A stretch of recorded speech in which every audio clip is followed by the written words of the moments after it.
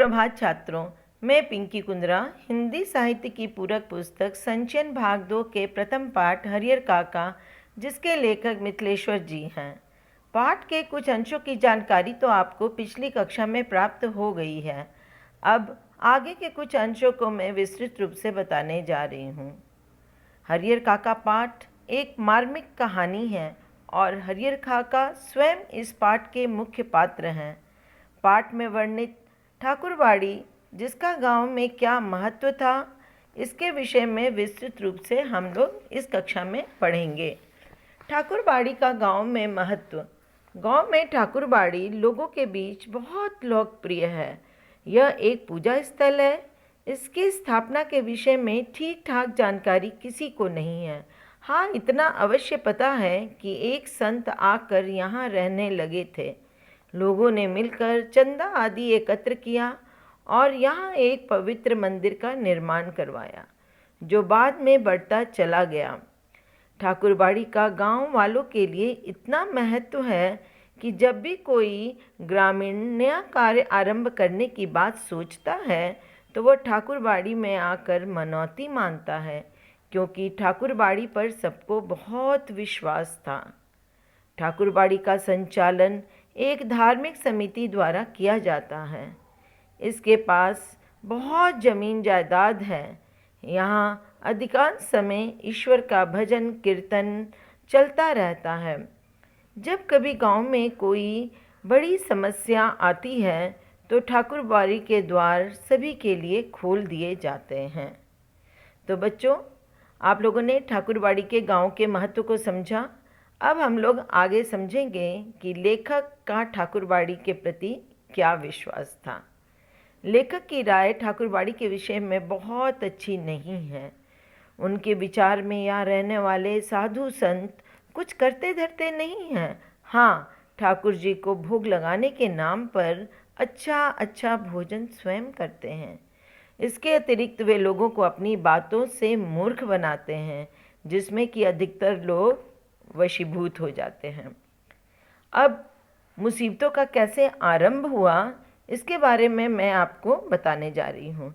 शुरू में तो हरियर काका का जीवन शांतिपूर्वक चलता रहा। कुछ सालों के पश्चात उनके परिवार के सदस्य उनसे दूरी बनाने लगे। उनके मान सम्मान में भी कमी आने लगी। घर में बचा हुआ भोजन उन्हें खाने को दिया जाता था। यदि वे बीमार हो जाते तो उनकी सेवा करने के लिए कोई नहीं आता। यहाँ तक कि उस समय उन्हें पानी देने के लिए भी कोई नहीं आता। बीमारी में वे स्वयं ही उठकर अपनी ज़रूरतों को पूरा किया करते थे। ऐसे में उन्हें अपनी दोनों पत्नियों की बहुत याद आती थी। पिछली कक्षा में आप लोगों ने पढ़ा होगा कि 2 पत्नियां होते हुए भी वे निसंतान थे।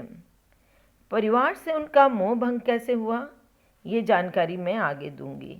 अचानक उनके जीवन में एक ऐसी घटना घटी जिसने उनके परिवार के प्रति मोह को समाप्त कर दिया।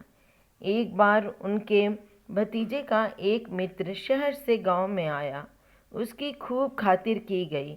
उसके लिए स्वादिष्ट भोजन बनाया गया, किंतु हरियर काका को सूखा भोजन ही दिया गया। हरियर काका इस घटना से इतने दुखी हुए कि उन्होंने भोजन की थाली को पटक दिया और घर छोड़कर निकल गए। अब उन्हें परिवार से कोई मोह नहीं था। इस तरह उनका परिवार के प्रति जो आकर्षण था वो खत्म हो गया। हरियर काका और ठाकुरबाड़ी का संबंध। अन्य ग्रामीणों की तरह हरियर काका भी समय मिलने पर ठाकुरबाड़ी जाया करते थे। ठाकुरबाड़ी के महंत इस बात को जानते थे कि हरियर काका की अपनी कोई संतान नहीं है। जब महंत को हरियर काका के गुस्से के विषय में पता चला तो वे हरियर काका को ठाकुरबाड़ी में ले आए। महंत ने उन्हें समझाया कि उन्हें मोह माया के फेर में नहीं पड़ना चाहिए। उन्हें अपने हिस्से की ज़मीन ठाकुरबाड़ी के नाम लिख देनी चाहिए। इससे उन्हें परलोक की प्राप्ति होगी और मौलिक जगत में भी सही रहेगा। इस बीच हरियर काका की खूब खातिरदारी की गई। उन्हें तरह तरह के स्वादिष्ट भोजन परोसे गए। उनका पूरा मान सम्मान किया गया। महंत ने उन्हें समझाया कि यदि वे अपनी जायदाद को ठाकुरबाड़ी के नाम करेंगे तो इससे लोगों के बीच उनका मान सम्मान बढ़ जाएगा। तो इस तरह बच्चों, आप लोगों ने अभी तक ठाकुरबाड़ी की स्थापना कैसे हुई और लेखक का ठाकुरबाड़ी के प्रति क्या विचार थे, और हरिहर काका का परिवार के प्रति किस प्रकार मोह भंग हुआ, और हरिहर काका और ठाकुरबाड़ी का क्या संबंध था, इस बात में आपको पूरी तरह जानकारी मिल चुकी है। अब हम लोग अगली कक्षा में आगे की कुछ पृष्ठों को पढ़ेंगे और उस पर विवेचन करेंगे। धन्यवाद छात्रों।